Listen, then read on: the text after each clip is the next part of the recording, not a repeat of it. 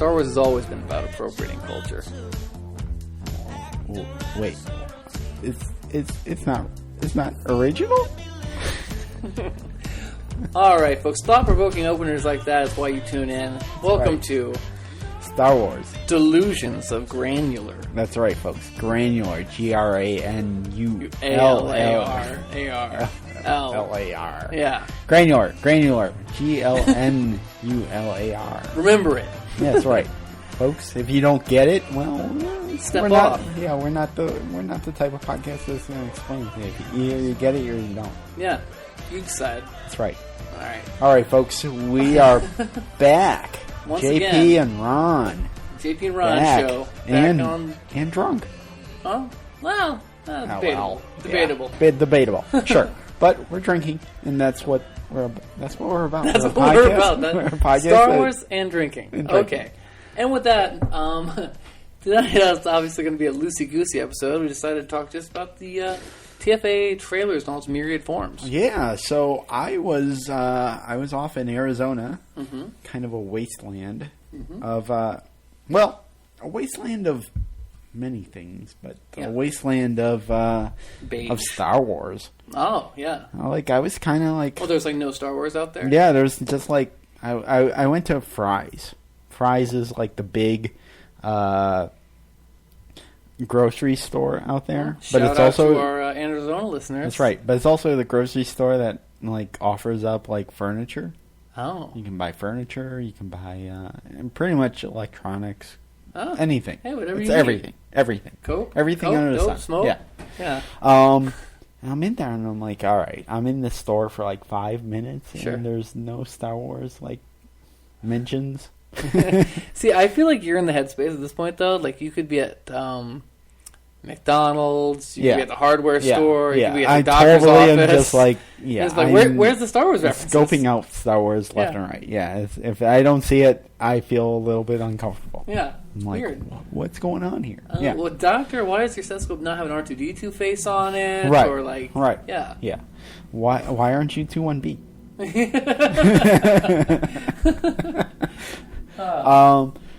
So when the news blackout where you were, right when last left off on the TFA news on our podcast, I had talked about the official trailer that come up. Right. Yes. Not to be confused with the teaser from now a year ago. Right. Oh my God. Can you believe this, folks? A year ago, almost Black Friday of last year of 2014. What year are we in? I don't know. We're 14? In 15. Where are we at? Yeah. How old am I? Yeah, it's a year ago. Does that mean it was? Yeah, 2014. Yeah, 2014. Weird. I was waiting in line in a very cold line, waiting to get into Big Hero 6.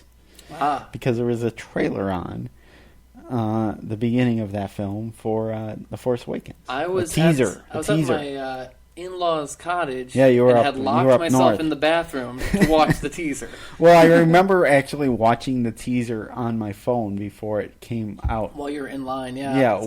Yeah, before I actually went to see it on a big screen. Yeah, folks, and if you want to live these memories as if you were there, feel free to go back to our archive on Delusions of Granular.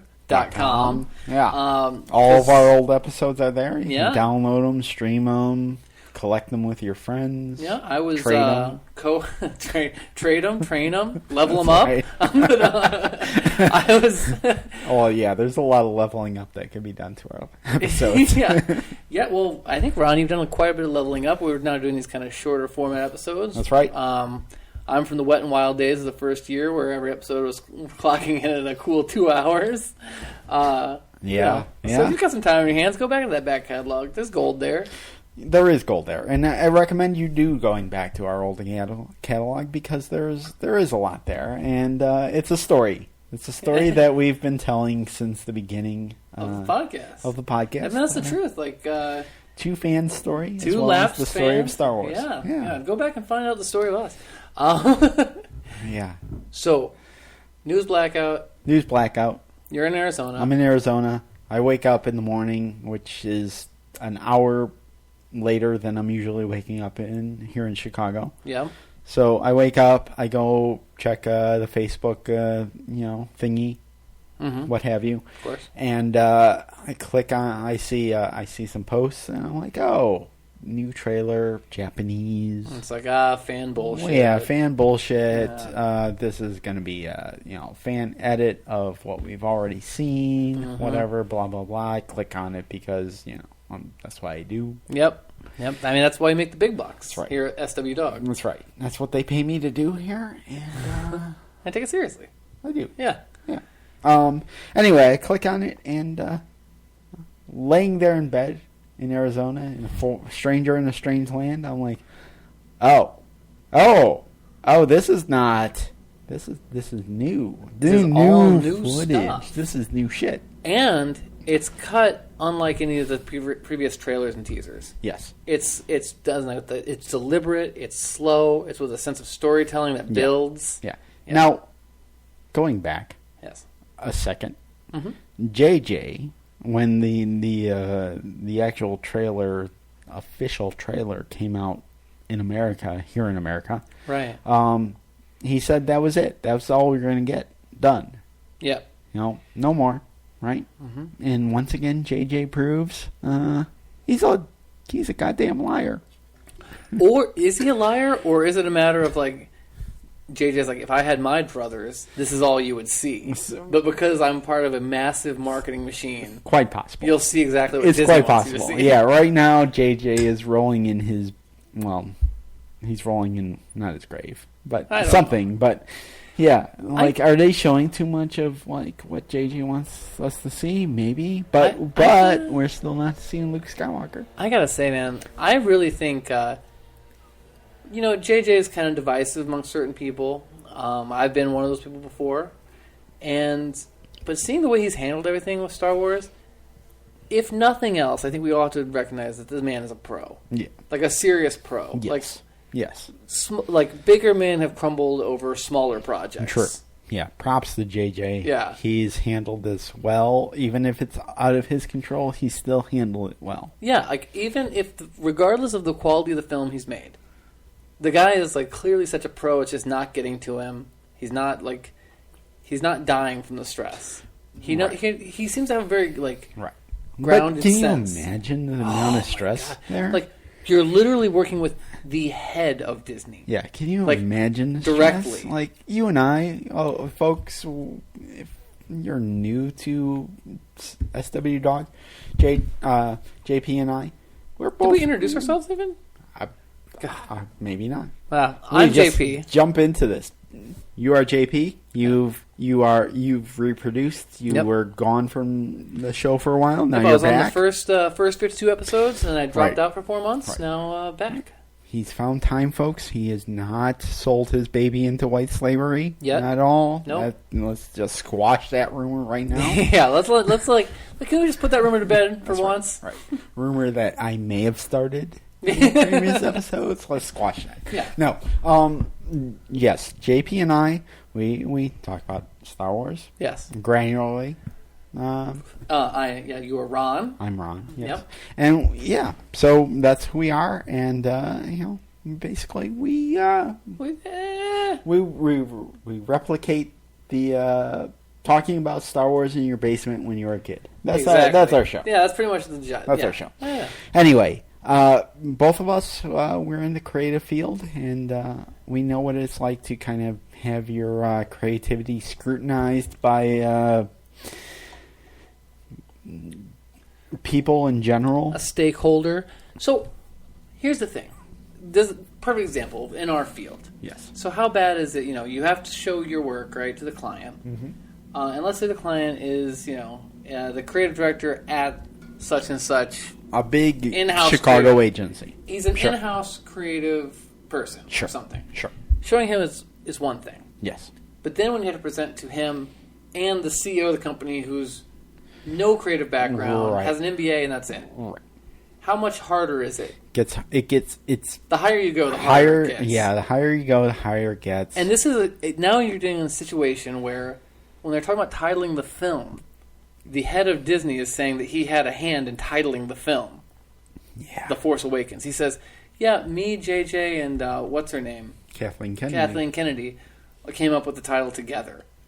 And it's like, when you have that level of person in the room with you, it's like, oh boy, this got a lot harder. Yeah, it's a hard life for a creative to go through in any situation. Yeah.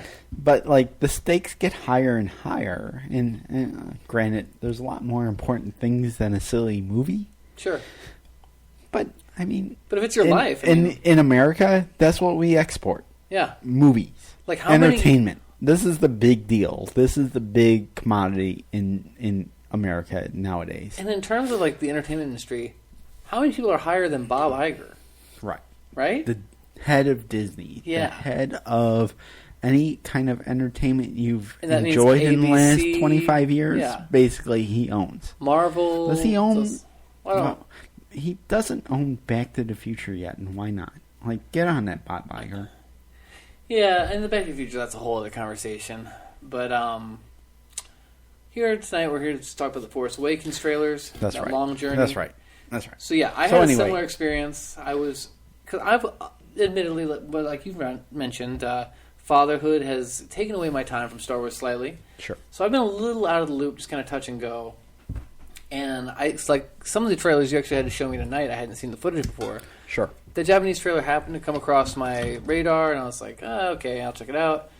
And was shocked to find I was like, because I honestly, when the official trailer dropped, I thought it was great. It was very exciting. Yeah. I thought it was it. I'm like, okay, that's it. I'm done. When I talked to you, I think we talked online afterwards, and I was a little underwhelmed. You were underwhelmed. Whereas my my excitement for this is like, it's almost all consuming. Sure. So that official trailer for me was, it just felt very rote. It felt very lowest common denominator, just kind of like, here's the setup, here's the things, not telling you too much, but it just felt very like flash, bam, boom, pow. And I was like, this looks like a good movie. Don't know if it feels Star Wars, it's whatever. Sure. I felt a lot of JJ and not a lot of Star Wars. And I was like, that's kind of what I expected. More Star Trek. But then when this Japanese trailer came out, just the way it was edited in like a more deliberate kind of way. Sure. It took a little more time with the story. Sure. We had those quiet moments at the beginning with Rey and all that stuff. Yep. Much more affected by that. And sure. I think a lot of us were surprised / taken aback by that Japanese trailer. Like, okay, I didn't expect that. Right. I didn't think that there was more. Well, because one of the things we've talked about on the podcast in the past, especially in reference to Rebels, and what Rebels does and doesn't do right in terms of pacing and stuff, is that there's so many quiet moments in Star Wars, too. Yeah. And like that's one of the things that you feel like is missing sometimes in other Star Wars product. Yeah. And seeing that in the Japanese trailer was like, okay, they get it. They get it. They get it. Yeah. And in reality, I think that gonna go out on a limb here. Sure. Gonna go against the nature of the podcast, but the quiet moments kind of missing from the prequels. Maybe there's I would say the big quiet moment that we get in A New Hope, Luke kind of gazing out at his future, looking at the binary sunset. Yeah. You know, the iconic. It's almost like we're already getting that in the trailers for TFA. You know, we're getting they're trying to capture that moment. No, and that would be something I feel like the Rebels and Rebels season 1 to its detriment, I think.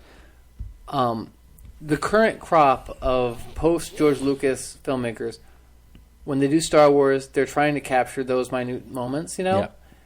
And like in season 1 of Rebels, they had a lot of those kinds of moments. Yeah. But it felt so contrived and kind of gross. You have to earn them. It's interesting. You have to earn them. You have to earn them. Yeah. And yet, in the trailers we've gotten for The Force Awakens, we haven't earned those moments. No. But they're there. They're there, so we're going... They're there. Yeah. Like, they're telling Rey's story without telling what that story is. Mm-hmm. And they're giving us that moment without us knowing what that moment is. One thing about the official trailer. Yes. The music. I got so excited. That was the one overwhelming positive thing I had right away was this music's so great. It's so cool to hear John Williams back on his game. It's so amazing. And then to find out, no, that's just editors compiling his stuff. I heard a rumor. John Williams, he's gone all techno. Awesome. Yeah. We're going to get Neil did. Yeah, back in the 90s. Yeah, we're just going to get like a trance. Completely like trance. John Williams trance. John Williams trance soundtrack for this. Oh, yeah. Awesome. Yeah. I can't wait. Yeah. That said, it definitely whetted my appetite for what the music of this movie is going to be. Sure. Even though, because I listened to it, I was like, oh, wow, it's so cool. He's doing this kind of like quiet, like, ding, ding. Mm. It was like John Williams by way of like Michael Giacchino. Giacchino. Sure. Whatever. Michael Giacchino. I correct you like I know even like remotely it's what Giacchino. Yeah. I don't know. Like Volcano. JJ's guy. JJ's boy. Yeah. So if that wasn't enough, I wake up in Arizona the next day. Yeah. And again, deja vu. I'm like, oh, another heroin needle stuck in my arm. Yeah. That's how you get through Arizona. That's really how you get through it. No. I wake up and I'm like, oh, there's more fan edited trailers. Yeah. TV another spots day, now. Full of shit, yeah. Click on it just because I click on anything Star Wars related, Yep. And that money. Nope. More new stuff. More new stuff. We get the TV spots. The TV spot. Yeah. Right. Which I skipped until you showed me them tonight. Right. We get more dialogue. Mm-hmm. More Han dialogue. We get more. The Han dialogue is kind of. Well, is this the TV spot for me? Where we also see Han in a kind of winter Hothy background? Maybe. Yeah, it's there's one of them. There's a shot where Han is like, it looks like he's on Hoth or something. He's got that coat, a parka kind of deal, and I was like, okay, that looks like Han Solo. 'Cause so far, everything I've seen, like, it all looks really good. I'm excited for new generation stuff. I'm excited for Kylo Ren and all these things. And I like this kind of meta storyline they're telling, but like Harrison's been a blocker for me. Really? From the get-go. I feel like, okay, so the trailers have been coming fast and furious now, like in the present, which is not obviously the listener's present, but where we're recording. Yeah. The present, right? Yeah. I feel like the time vortex? Yeah, we're way in the time vortex. Okay. Like, always. Nice. We're always in the time vortex. And I feel like I even saw a different shot of the Chewie We're Home clip. Uh-huh. Where, like, Harrison has a different he has a different expression on his face. And he moves further into the scene. Interesting. And I was like, I didn't see that before. And I literally, folks, we're like basing this off of bootlegs because, like, I can't. The four-fingered hand of the mouse is closing so tightly. I can't keep up with the trailers at this point. Like, JJ is a liar, and saying that we've only gotten we've gotten all we're going to see. But that's not true because they are giving us like more and more in each like TV spot. Yeah. Right? Whereas, I mean, I sat through, and no offense to the fans of Grey's Anatomy, but I sat through an agonizing episode of Grey's Anatomy, hoping that I would see more Force Awakens stuff, and I was defeated. Sure, I was defeated. So, I didn't see it. But I saw, like, the next morning, I went on Facebook and somebody posted something, and I was like, okay, that's a different take of Han Solo saying, Chewie, we're home. Because he almost, like, he moves further into the scene and smiles, and I'm like, I didn't get that before. I'm scrutinizing, like, Yeah, literally, minutia, granular moments, granular elements in the trailer, piecing together what the story's about, and still don't know. Did you see that thing? I think it was on Slash Film of them. Someone took all the trailer footage and tried to make a cohesive story out of it. No, I can't. I tried to watch that. Makes my brain hurt. Yeah. I was the same way. I can't do it. There was some funny stuff too, where you'd have like two shots of Finn taking his helmet off, like back to back, and it's like, oh yeah, I'm sure it plays like that. Like he takes his helmet off and then he takes it off again. Yeah, right. Oh wait, I didn't get it off the whole time. Only taking it off again. But yeah, and honestly, I think I talked about this in the last episode also. Towards the end of my tenure on the podcast, yes, my continuous first year, yes, I was getting pretty burnt out. Okay, and I was getting burnt out on a combination of things: the lackluster performance of Rebels, yes, and the which I've picked up on, and all the fan speculation was driving me nuts. The fans are hard. The fans, I was in that place where you are, I think, where I was keeping up with every bit of news that came in, every single shred of it. Sure. And it just got to be a point where I no longer was like rooting for the film. I was starting to root against it on some level. And having taken a break, it's a weird emotional roller coaster that the fan goes on. Well, because you're so invested on some level, yeah, and like you feel some sense of ownership. I think I feel like it's greater for Star Wars than anything else. Like I feel like this is like it defines like generations of fans. Well, that's what they're trying to make it do. Than anything else. I mean, they're certainly trying to shoot for that angle. Yeah. But long story short, so I had my misgivings about everything to that Japanese trailer, and since then I'm thoroughly rooting for this film. I'm looking forward to it. We've got a little bit more time. I was wondering, you want to transition and talk a little bit about some specific elements of the story? Yeah, do a little of our own let's totally fan speculation. Sure. So okay, so early on, I had this theory about like the Resistance and the Empire having switched spots or something. Okay. So it's like the Rebels became the establishment. Oh, sure. The good guys become the bad guys. Exactly. Bad guys become the good guys. And now I don't think that's exactly what's happened, but I think that's kind of false. There's a lot more Ghost of Dark. Like I feel like the title for this film could be Star Wars: The Ghost of Vader, because it's like they're doing this really interesting thing where there's Kylo Ren, right? Who is they've described him as a Darth Vader fanboy. Yes. Which I think it's interesting. Like both Rebels and TFA are kind of commenting on like fan culture, collector culture. Totally.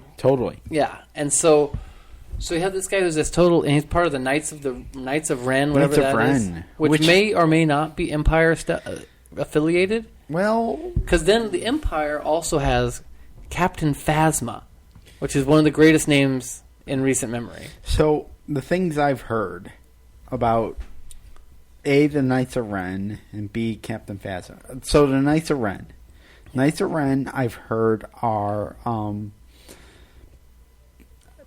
they're basically they could be connected to one of the novels, where the Aftermath novel. Oh, okay, yeah. Okay, the Aftermath novel, which for folks who, if you haven't read it and are curious and don't like to read, like like a lot of people, you can go back to our Aftermath episodes.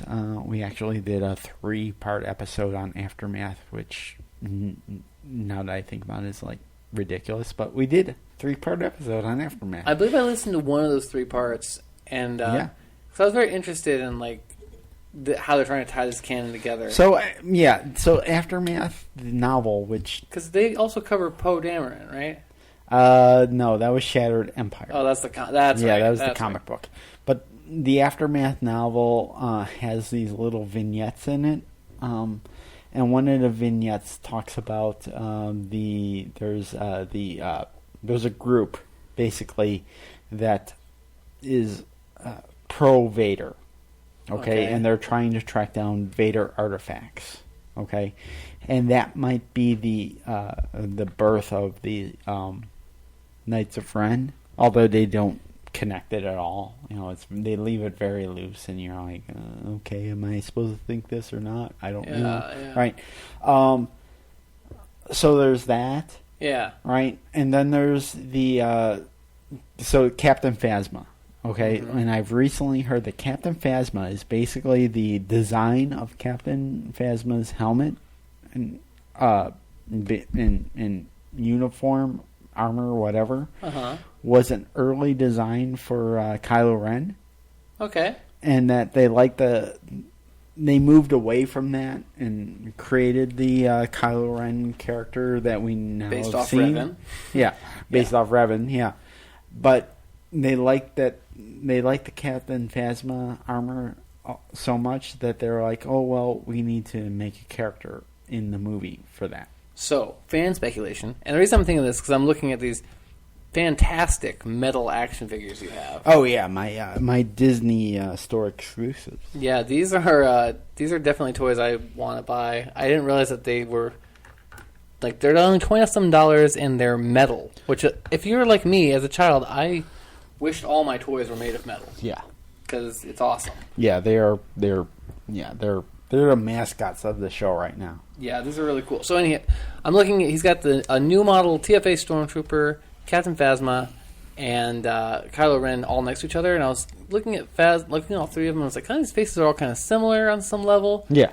And then I was like, what if that's part of the story? Like, Captain Phasma is like, Darth Vader dies, so they kind of have to come up with a new figurehead. So they make this, Vader stand-in, Captain Phasma. Right. And then Kylo Ren is maybe not even affiliated with the Empire, but he's also a Vader wannabe. I speculation all over the place here, but I feel like Kylo Ren, I feel like is not associated with the New Order. Yeah. Right, but I feel like maybe Phasma is. But we don't see that character. She's basically in the movie as much as Boba Fett. Oh, is that what you think? I think they're selling us on the character, but you're not going to see her that much. I don't know. Well, I mean, some characters are going to have to be like that. Because right. That's Star Wars. And that's Star Wars, and it's a movie. Is this movie going to be 10 hours long? How many characters do we get, right? Yeah, and if it's 10 hours long, well, we've gotten a runtime. I think we've, as of this recording, I think we've gotten a runtime. No, definitely. I haven't clicked on those because I don't care. I'm just being hyperbolic here. Is that there's so many characters, so many actors. Yeah, there's got to be a certain point. Some characters have to just be cameos. Yeah, because we still don't even know. Everyone talks about the big one, but we still don't even know what Max von Sydow's doing. It's true. We don't. He's not showing up in the trailers at all. That's true. And you're referring to that one as the big one? No, I'm saying... okay. I'm saying where the hell is Max von Sydow? Because I need to know where he is. Yeah. So, I think we're going to cover off on Luke here. Let's just go ahead and segue into it. Because, everyone's talking about Luke, but I keep wondering, where's Max von Sydow? What is Max von Sydow? What's his role? Right. All these trailers, they don't indicate anything needing an old man for Rey to deal with. So, let's get to the point I want to cover. Okay, so let's just kind of nail down the settings we've seen so far.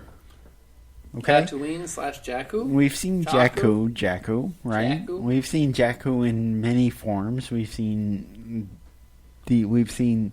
Star Destroyer remnants of Jakku, right? We've seen there's possibly one sun. We've seen the Apocalypse Now TIE Fighter sun shot. Apocalypse Now or Michael Bay. I keep doing that. Everyone goes to Apocalypse Now. I find it so interesting that and this isn't a criticism of the film or anything, it's just fans. Yeah. Fans are so negative on so many things, right? But there's so much weird goodwill coming to this film, deservedly or not, that everything they see they spin towards hey, yeah, look, it's just like Apocalypse Now. And it's like, or it's just like Michael Bay and the helicopters. That is. The same with the flamethrower shot. That is an episode of SW Dog that, like, I would like to do, but it would be, like, the most unpopular episode. Like, what if TFA sucks? I mean, well, that's the thing is, like, I could mass had that episode because, like, I am on board with it. I'm excited for it. I'm looking forward to it.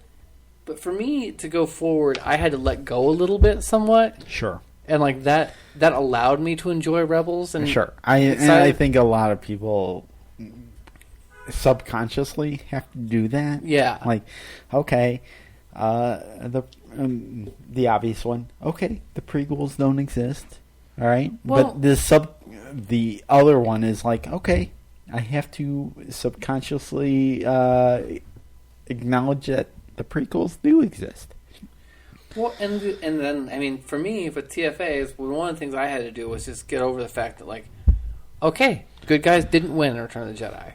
Yes, that's a big one. Good guys didn't win. That's a big one. That's a big one. And I think that there is, and again, the trailers are flying fast and furious here. I think there is a trailer that almost addresses that. Really? Yeah. Interesting. That almost addresses, like, and it might be just one of the, whatever name your host for the trailer is kind of jabbering about. Sure. Like, so the hard-fought war between our young heroes in the original series, is now being challenged by a new foe. Oh, I thought you were gonna say like they show like the extended sequence, like the after the credits of Return of the Jedi, where Han and Leia, everyone's celebrating and stuff, and they look behind them, and it's like Jonestown Massacre. Like all the Ewoks have swallowed some kind of like cult Kool-Aid poison, and are all laying together like in a dead heap, and they're like, "What's going on?" And then like the Empire comes back, like something like that. No. Oh, okay. No. But you bring up you spark an interesting thought in my head. If TFA is bad, we do a mass suicide? Well, that's a given. Oh, okay. Oh, got it. All right. That's a given, because my life for the last 6 months. Like, I just bought running pants that are TFA. That's right. This can't be bad. There's running pants. No. Okay. But no, seriously, taking it on a serious point. Like, yes. Like, the world we live in, kind of shitty. Yeah, of course. Right? Yeah. And yet we're looking forward to Star Wars. Yeah. Right?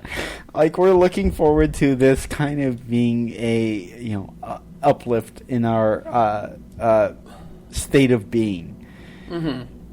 Isn't it kind of like the Spider-Man thing, where it's like, the reason you love Spider-Man as a teenager is because, or back in the day at least, it was refreshing to see, like, whenever I open up a Spider-Man comic, it's like, well, his life's always shittier than mine. Right. Even though he's got all these great powers, he's always got like a... Yes. Yeah. Yeah, that is, yeah. Yeah. Like, as much as I'm like, I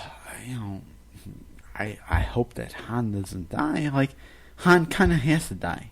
Maybe. Right? Like, I don't want... that's the other. I almost said what I don't want to get to yet, but I don't want the good guys to lose. Yeah, but I kind of do, because like it's Star Wars, and that's the conflict has to keep moving forward for the series to keep moving forward. Yeah, the Jedi isn't the end all be all, because if it's the end all be all, then we're watching Star Peace. Okay, yeah, I mean, like, but I mean, yes, I get it. Going back to your initial thought, that is the thing. That's the initial thing to overcome. Is like, what if Jedi wasn't the big celebration that we all thought it was? Even with the special edition footage of like everyone celebrating and statues being toppled. What if that's not? I mean, they already retconned that in the Aftermath novel. Yeah. You know, the Aftermath novel is going to long live in the history of Star Wars as being the retcon. Yeah. Okay, sorry. JP is playing with the metal action figures, and they don't quite stand like you would, well, want real action figures to stand. But anyway, but you also brought up a good point though about Han dying. That's the other promise of having. So knowing that we have so many big actors playing so many different roles, it's guaranteed that some of those roles are incredibly small in screen time, right? Yes. And it's also given that so many big characters. It's like, well, whose story are we going to follow? Right. Someone's got to die. Right. Someone has to die. Someone has to die. Right. Blood must be spilled. All right. So let's talk about the big missing white elephant in the room. Yep. Whitest of the white. Luke Skywalker. Yeah, he's not in any of the trailers. Okay, so let me give you my thought on this. Yeah. All right. So I did some calculations here. Okay. Okay, as far as the amount of... Ron's wheeling in a chalkboard right now full of figures. That's right. I've done my math. The amount of scenes that we actually seen in an average movie. Yes. Right? 10. Oh, okay. Sorry. I was just guessing. I don't have the figures. Yeah. But okay. In an average movie, hypothetically speaking. Sure, average movie. Not great, not bad. Right. Not a play, but an actual movie on screen. Got it. Film, right? Yes. How many shots we have, right? Yes. We have different locations. We have different time of day. We have different, right? In the trailer, we've seen what, 5? Oh, okay. That's what you're saying. Maybe 5 settings, maybe 5 different locales. Well, let's look. So we're trying to keep this the new format. The new format's a little shorter, but let's just go ahead and try and list them off. We've seen Jakku, desert planet. We've seen Jakku. We've seen Tatooine. Well, we don't know. We've seen Tatooine. I thought that shot of Finn looking over Mos Eisley's. That's not Tatooine. That could be Jakku. Oh, okay. So we don't have that. We have Sand Planet. Sand Planet is basically, let's just assume that's Jakku. Yeah, and we also have the ice planet. We have an ice planet. Might also be Jakku. Because Jakku's rumored. Han. We see Han in his parka. Yeah, his parka gear. Burka. Yeah, parka gear. Yeah. Han in LL Bean gear. Han in a skin-tight burqa. We see Han, Chewie, and Finn surrendering in Pleasure Dome. We don't know where they are. We don't know where they are, but some kind of ruined, not desert, not ice planet. We've all seen the X-Wings flying over the lake world. Right. Could that be the same world that Han and Chewie are surrendering in? In fact, could Jakku be the ice planet, the lake world, and desert world? Oh. I've heard that there's multiple climates. Like, what if the whole film takes place on one planet, Ron? I don't even know. So we saw... Does such a place exist?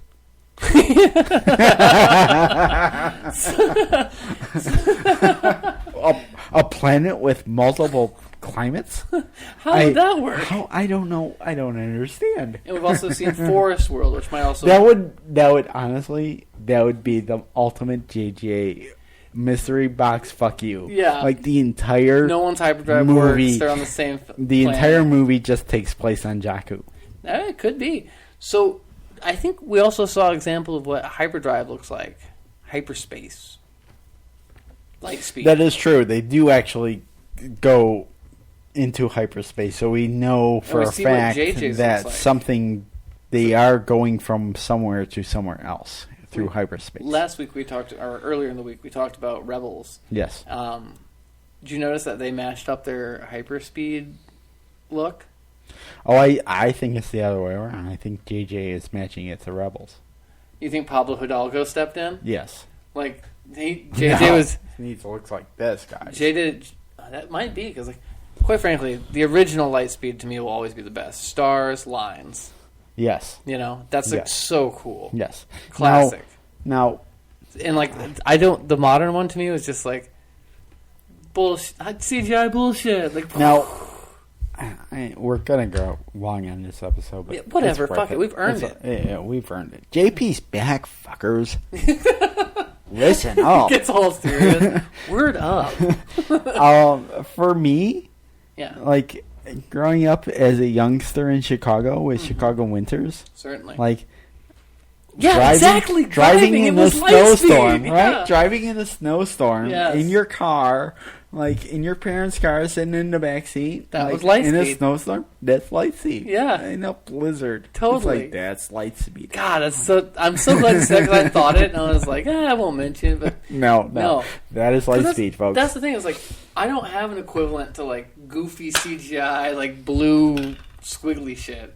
Like that doesn't exist in my world. No, right. But seeing snow hitting your windshield is light speed for a kid growing up in the Midwest. I love the idea that, of course, someone did point out that that hyperspeed look is very much similar to the hyperspeed look he did in Star Trek. JJ. Haven't seen it. Missed it. What is this Trek you speak of? Interesting. That doesn't sound as interesting as a war. No, I've been watching a lot of Star Trek lately. Like not the JJ movies, but just DS9 and stuff. But it is an interesting thing that I've really had to. That's if the second thing you have to overcome after overcoming the fact that like Return of the Jedi is not the end. Yes. Is that this is going to look like a J.J. Abrams film. Because it's a J.J. Abrams film. Because J.J. made it. Exactly. And and it's like you don't... Initially that was a stumbling block for me, but now it's like, well... Like you said, J.J. made it. What do you want him to do? Okay, so... Like I'd say... Let's talk about that for a second, because I think there's the... I agree with... And there's a ton of JJ in these trailers. I agree with what you said. Yeah. Right? But for me, as a lifelong Star Wars fan, right? Like, it's almost like anybody can make Star Wars at this point. Mm-hmm. And there's certain things that'll, like, just, like, hit me emotionally where it won't even matter. It won't even matter. Well, and I think because I'll like see like when we only have the trailers to go on, but I'll see something in a trailer and I'll just be like, it hits me on a different level as opposed to like a different filmmaker, right? A different like I'll watch like a Scorsese film and be like, I'll watch another Scorsese film and I'll be like, oh, I get his visual dialogue, or Tarantino is a big one. The subject matter in this case, like the subject matter, the subject matter for me is like it doesn't matter because when I like, and granted, I am the OT fan that grew up with this. Yeah. This is like this is a 30+ year investment, right? I see them Millennium Falcon on the screen, and I'm just like, drool is running down my mouth. Sure. I'm not thinking about who made this. I'm just like, it's the Millennium Falcon. So, and I get what you're saying there. I mean, like, once you get past the point where, if you see the original trilogy, and once you get past the point and you're starting to believe in the prequels, and then you get to the next step and you're into the Clone Wars, once you're at that level, then it's like, well, anything goes because Star Wars is a broader target than and so you can fit within the framework of Star Wars and still have a unique voice. Yes, and that's what you got to be with JJ. The stumbling block for me was that JJ is also attached to Lost, Mission Impossible, and Star Trek, which are all major cultural milestones. So this is an issue where it's which is an interesting stumbling block for you because I think. I'm into all these. I think a different stumbling block for other people is not what J.J. has created in the past, but what Star Wars has been in the past. Right. They can't. I think it takes a unique individual or a younger individual to be like, okay, Star Wars is this, and I can accept it for being something else. Yeah. Right? Whereas some of the older fans can be like, Star Wars is this, and I can't accept it for being anything else. Right. Right? So I don't know what to take of this new Star Wars. Yeah. Right? Whereas the younger fans... Drive-by shooting. Yeah. We just heard a bang go off in our neighborhood. Yeah. Happens. Chicago. Chirac. Life in the streets. Hashtag. But I think the younger fans are like, okay, Star Wars can be something else, whereas the old school fans are like, no, it has to be this. Well, I mean, it's just a matter of like accepting reality on that level. It's like, well, my Star Wars is only the original series, and it's like, well, that's fine. Yeah. But it's like, but these other movies happened. Yep. This cartoon show happened. Yep. Like, canon. You can enjoy it or not. Yep. We made a decision to enjoy it. Yep. And so here we are. Here we are. But so the thing with JJ is, it's like when I see things like the shot of Rey's speeder going across the desert. Yes. I think of things like, oh, well, that's just like Captain Kirk on his motorbike or whatever. Right. Like going across the desert. Sure. Or going across the cornfields. Like him doing JJ shots. When I see the red eye of the new Death Star thing, whatever it's called. Star Killer. Maybe. Whenever I see the red eye of that, or the red eye of that big red droid thing when they're walking into that Temple of the Flags. Yeah. I'm like, oh, that's a JJ thing. Like, big red eye thing, that's JJ. Like, when you think about, like, the big... Sure, that big red thing, that big red eye thing is like Bad Robot. Yeah. It's in Star Trek. It's that big red blob that they take to make the wormhole thing. Sure. But the thing is, it's like, well, of course it's going to look like that because that's what he does. Right. So he's admitted that he's in the past he's had trouble with things like 8mm and what was the other one that he did? Not Star Trek Into Darkness. Yes. Where he said that he's like, both those had storytelling problems when I started the film. I was like, I don't think I've quite solved these. And he says Kasdan came in and really helped him figure everything out from beginning to end. Yes. So that's good. Now the other thing with all this is that so then there's a kind of a thing I haven't heard a lot of people talk about, but I've seen it online. The Japanese trailer comes out, and we see all this stuff of Rey. Oh, thank goodness. Yeah. We're actually getting to the granular part of this portion of this Delusions of Granular. So Rey is, she's got the goggle things on. Yes.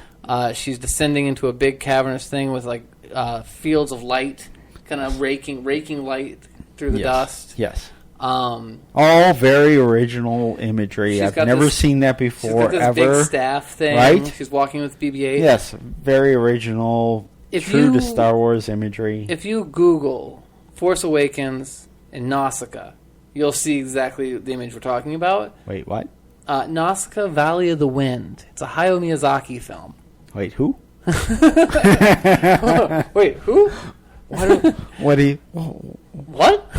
What do you mean? So Miyazaki, famous for, and this isn't the first time Miyazaki's touched the Star Wars universe. No, right. I mean, like, truly, no. Clone Wars has a lot of Miyazaki references. Yes. Miyazaki is the Japanese Walt Disney. Yeah, for sure. Basically. Yeah. My Neighbor Totoro. And if you don't know who Miyazaki is, yeah.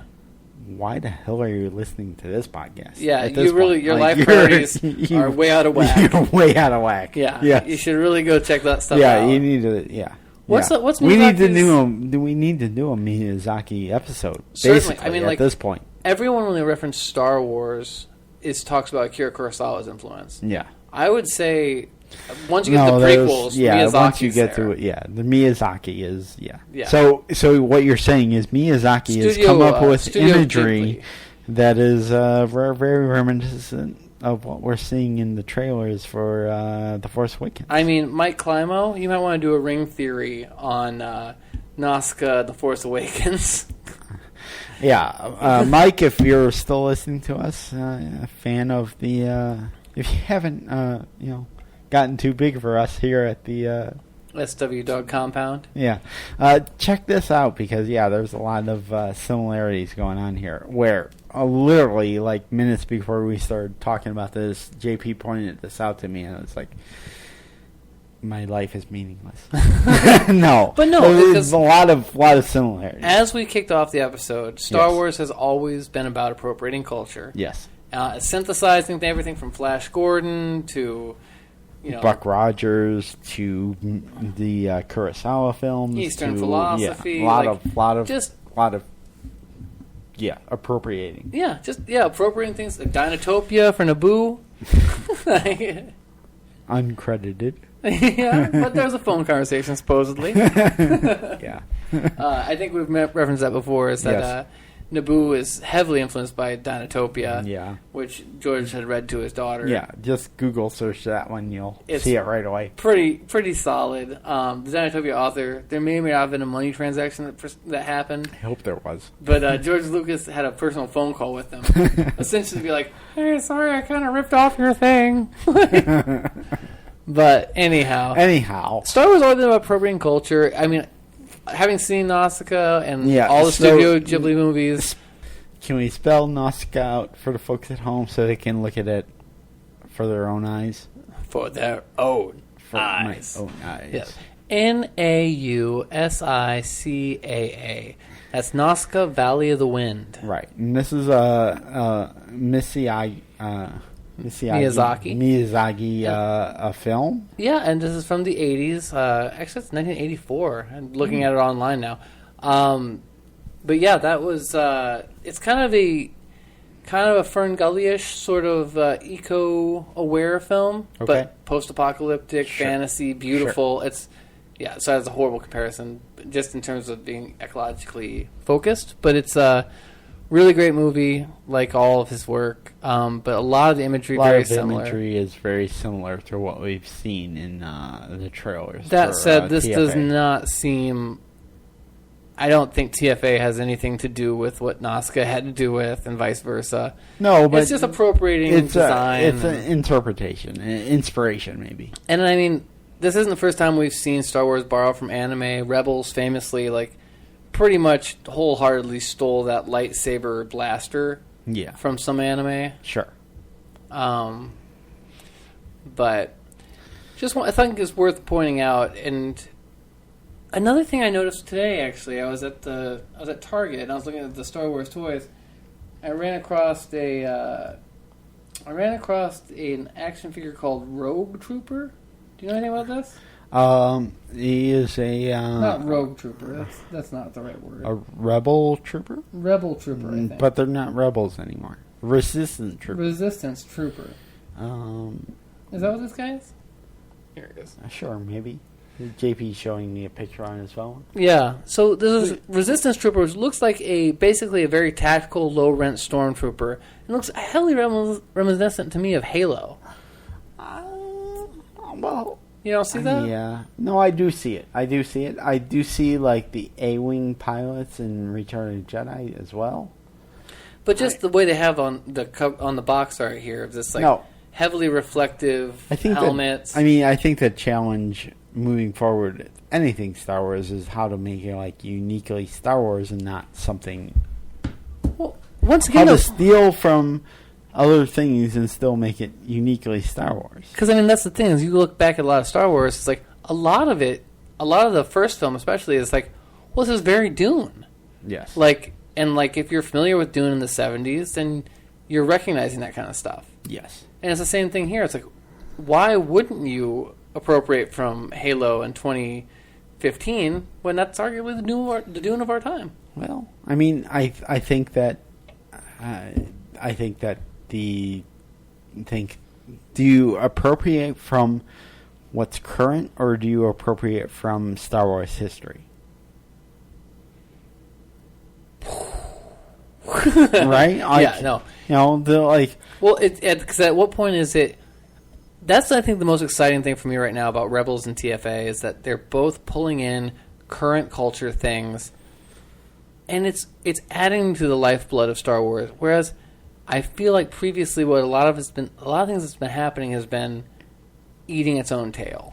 Well, you know what I mean? Yes. I think that, I'm excited for new blood to be in Star Wars. Yes. And as I've gone through the journey in the last few months or so of doing the show on my own without JP to bounce ideas off of, or at least verbalize ideas off of, I've gone through this journey of what is Star Wars, what makes me like Star Wars, love Star Wars beyond other things. Yeah. And I think the fact is that it's a device that you can tell larger stories in, whereas some of the other franchises out there aren't as broad. Right. I had a thought where I was going with this, but it eludes me right now. But no, I mean, I feel like I've as a podcaster, yes. as I've kind of defined myself as a podcaster, mm-hmm. I've had other ideas about doing podcasts beyond Star Wars. Right. Yeah. And yet, those haven't come to fruition as of yet, because Star Wars is the main preoccupation in my life. Yeah. And that's the thing that I feel like that's the thing most worth talking about. Sure. As you've been reevaluating your love of Star Wars, yes, you've kind of been trying to identify those things that make it such a special thing for you. Yes. Yeah. So, it's funny. Like I kind of engage with some of the online community, and we talk about some of the haters out there, in particular the prequels. Yeah, of course. And to me, it's like, I don't care if you like the prequels or not. It's about talking about Star Wars. Well, let me just say also, and just publicly here, how much I commend what you've done with the podcast while I've been away. The shorter episodes, unfortunately, this one's double length. Yeah, this one's going long. We haven't gotten together and done this for a long time, so it makes sense. You did such a good job with these tight, focused episodes. I recommend everybody go back and listen to that Carrie Fisher episode. I can't remember what episode it was, but that one rocked my world. Because that's another thing with these trailers is, having listened to that episode, which, spoilers, goes into her current experiences. Carrie Fisher. Actual journey. Carrie Fisher's, was it Princess of Addiction is the title of the episode? I believe so. Such a good episode. Ron had read both of her biographies that she wrote, her autobiographies, her memoirs, rather, and kind of synthesized them for the podcast. And the fact that she has regular shock treatment therapy. Yeah. Regular. Yeah. Sometimes on the monthly. Yeah. And so when I look at the trailer, I'm like, when was the last time this woman that Harrison Ford is hugging had electroshock therapy? Right. Because Harrison Ford has such a different life, I feel like. Well, he's busy crashing planes. Yeah, right? Yeah. Like, look, what? It's a weird world. It's a weird world, and as much as admittedly, prior to JP coming back, I was a little bit burnt out on talking about it by myself, and now that we're reforming and coming back and becoming more powerful than you ever would imagine. Strike me down. There's a lot to talk about here, and folks, I hope that you'll join us on this weird, crazy journey. We don't know. We don't really know exactly where it's going. It really is a new era, both for Star Wars and SW Dog. Yeah, it's gonna go in some weird spots. I know that for a fact, because that's gonna keep it interesting for us. But it's gonna go in weird weird spots, and it's going to go into spots that I can't even predict right now because the movie hasn't come out yet. Already, so the podcast started with us being lapsed fans back in the days when it was just 6 films, and a cartoon show, and then we got into the cartoon show and came back, and then spent a year kind of dabbling in everything, EU and everything else, and now the new stuff's coming, and we're already redefining ourselves as fans. Yeah. I don't really read the comics. Yeah. You do.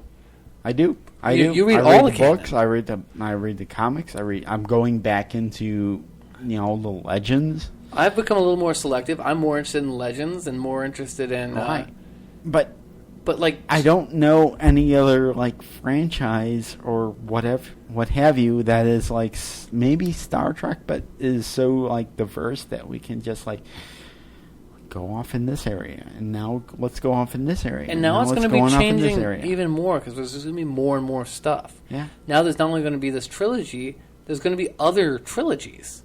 There's going to be this Luke Boba Fett movie coming out. Yeah. There's the one that we've already seen pictures from, Rogue One. Whatever that is. I don't know what it is.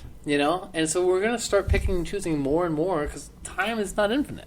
Right. So join us. Here every week. At delusionsofgranular.com, where we can find all of our episodes. I gotta pull up our notes. Oh my goodness, there we are. But if you want to talk to us on Facebook, Ron, where would you possibly even start to look? Well, you would go to at facebook.com/SWDOG. That's SWDog. Hit us up on Twitter at SWDog77, or feel free to give us a phone call at any time, 651-337-9364. We won't pick up, but feel free to leave a message, and we'll add you on the show. It's always nice to have a new voice on the show. That number, once again, 651-33-SWDOG. That's right. And just to let you know how this works, our resident reviewer, Steve Sheev-Sindler. Steve the Sheev. He contacted us through the phone number and the email. He hits us up on there all the time, and he is a regular part of the show. It's you true. Can always read his reviews, which are not always congruent with what we're talking about, but it's true. He really is a third leg of the show. Yeah, it's the silent third leg. He has a completely different point of view, and honestly, most of the times, much more coherent. Yeah, it's true. It's true. I don't think he writes those drunk. He doesn't. It's not quite in keeping with the tone of the show. Right. But check his reviews out on our website. We post those weekly. Yes. And they are great points of just getting to know more about Star Wars. And he became a part of our show through the phone number and the email, which he's on the payroll. That's right. He's on the payroll. Right. He makes roughly, what is that, 2/3 of what we make? Half what we make? That's right. Yeah. Yes. Let's not remind him of how much he makes. Right. But anyway, you can contact us, swdog77@gmail.com. We will respond to you. We will reach out to you. We will make you a part of the show. Whether you want it or not. Most of the times you don't, but we will do that anyway. And don't forget, please, subscribe and leave a review on iTunes. It's so important for our ratings. Stitcher, we still don't know what it is, but we're out there. And any other kind of podcatcher you can find us on. That's right. And hey, what else can they possibly do to get this show out there? They can talk to us, talk to their friends about us. Why don't you recommend us to a friend? That's right. Yeah. Hey, you're at a bar, look over at the person next to you and be like, hey, buddy, you like podcasts? And even better, if you're at a bar and you go into the bathroom, write SW Dog on the bathroom stall. Yeah, when you're doing blow off of that toilet seat, why don't you just take a minute and scratch in SW Dog on the toilet seat? That's delusionsofgranular.com. Yeah. That's right. Yeah. All right, folks. I think that sums it up. Yeah, I think that covers our thoughts on the Force Awakens trailers. That's right. All right, folks. As always, stay granular. Right. Yes.